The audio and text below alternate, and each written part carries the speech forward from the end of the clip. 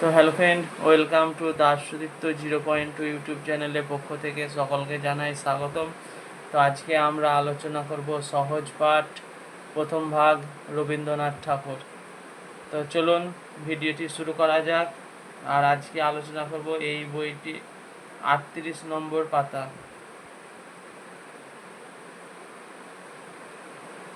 সহজ পাঠ। এসেছে শরৎ, হিমের পরশ, লেগেছে হাওয়া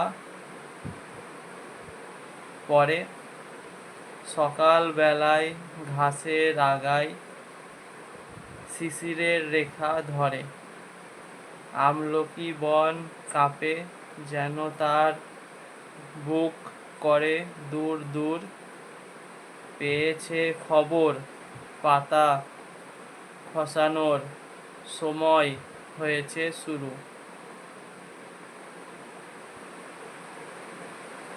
শিউলির ডালে কুঁড়ি ভরে এলো, টগর ফুটিল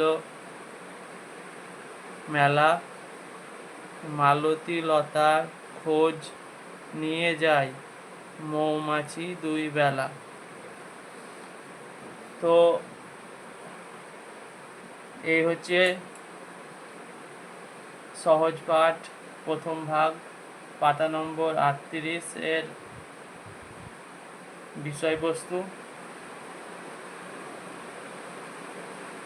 তো ভিডিওটি ভালো লাগলে অবশ্যই ভিডিওটিকে বেশি বেশি করে শেয়ার করবেন।